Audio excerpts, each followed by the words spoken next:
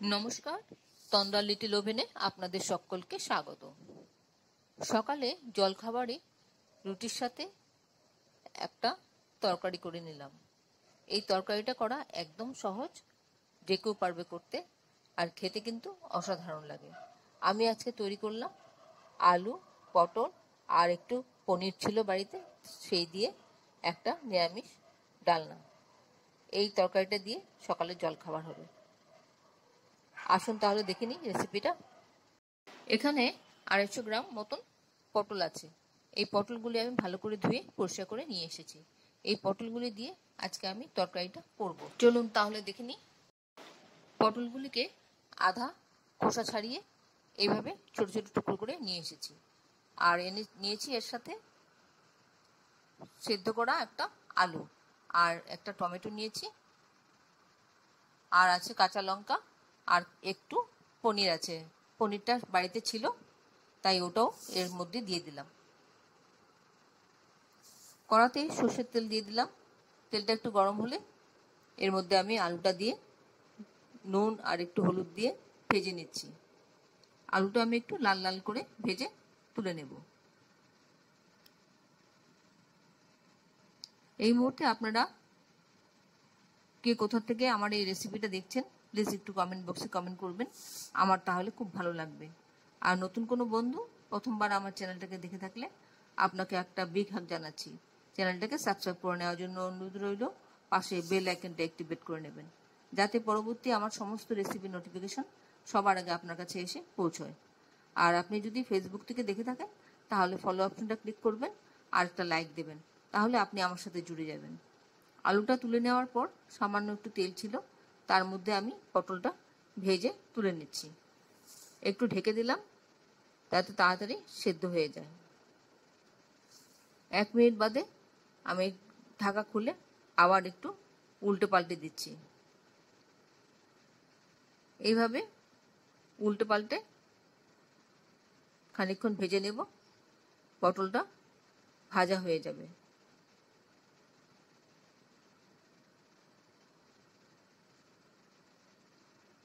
এবার পটলটা তুলে নিচ্ছি।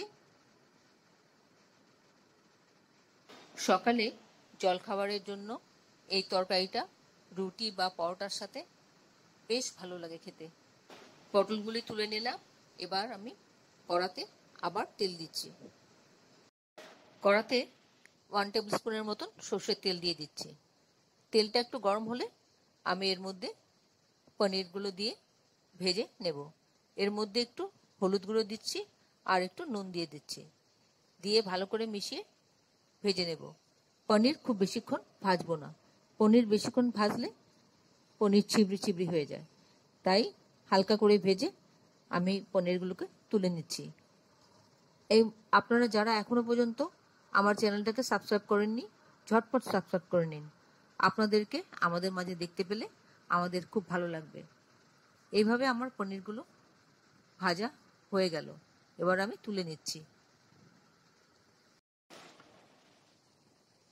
পনিরগুলো তুলে ওই তেলেই আমি একটা শুকনো লঙ্কা আর একটা তেজপাতা ফোড়ন দিলাম। তার সাথে দিলাম 1/2 টিস্পুন কালো জিরে, আর দিলাম 1/2 টিস্পুন হিং। এই হিংটা দিলে খুব সুন্দর একটা ফ্লেভার হয়, খেতে বেশ ভালো লাগে। আর দিলাম 2টো কাঁচা লঙ্কা, তার সাথে দিলাম টমেটো। এবার টমেটোটা একটু নরম করে নিই। টমেটোটা নরম হয়ে গেলে পরে এর মধ্যে দিয়ে দেবো একে একে জিরে গুঁড়ো, হলুদ গুঁড়ো, আদা বাটা, নুন, আর দেবো একটু জল।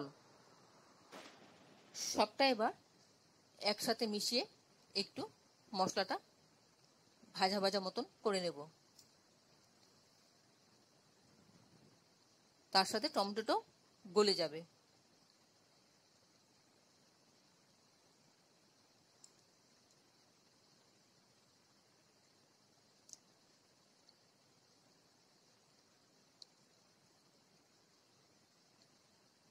এবার এর মধ্যে দিয়ে দিচ্ছি স্বাদ মতন একটু চিনি। চিনিটা দিয়ে ভালো করে মিশিয়ে নিচ্ছি।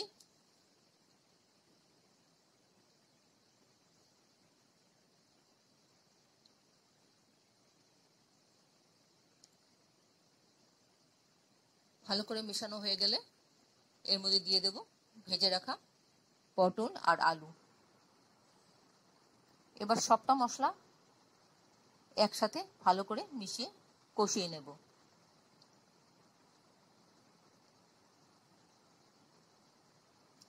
খানিকক্ষণ এইভাবে কষিয়ে নিলে পরে মশলাটা থেকে খুব সুন্দর একটা অ্যারোমা বেরোবে। তখন এর মধ্যে দিয়ে দেব ফেটিয়ে রাখা টক দই। আমি এখানে টক দই 4 টেবিল স্পুনের মতন দিয়ে দিলাম। আমি আঁচটা কমিয়ে এই টক দইটা দিয়েছি। টক দইটা দেওয়ার সময় একটু আঁচটা কমিয়ে নেবেন। ভালো করে মিশিয়ে নিচ্ছি দইটা। তারপর এর মধ্যে দিয়ে দিলাম ভেজে রাখা পনিরটা।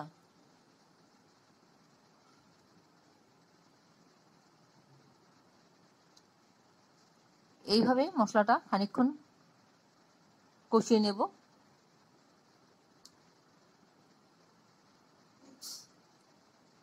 খানিকক্ষণ কষানো হয়ে গেলে পরে এর মধ্যে দিয়ে দেব 1 কাপ মতন জল। এবার জলটা দিয়ে খানিকক্ষণ ফুটবে যাতে পটলটা পুরোপুরি সেদ্ধ হয়ে যায়, আর আলুটা তো আমার আগের থেকে সেদ্ধ করাই আছে। একটু সময় মিডিয়াম ফ্লেমে রেখে ফুটিয়ে নেব। আশা করি আপনাদের ভালো লাগছে আমার এই রেসিপিটা। উপর থেকে আমি হাফ টিস্পুন মতন গরম মশলা আর ঘি দিয়ে দিলাম। এবার একটু সময় ফুটিয়ে তারপর স্ট্যান্ডিং টাইম দিয়ে নামিয়ে নেব। আমার রান্নাটা অলমোস্ট হয়ে এসেছে। যদি আপনাদের ভালো লাগে আমার এই রেসিপিটা তাহলে একটা লাইক দেবেন আর বন্ধুদের সাথে অনেক অনেক শেয়ার করবেন। উপর থেকে আমি একটু ফ্রেশ ক্রিম ছড়িয়ে দিলাম।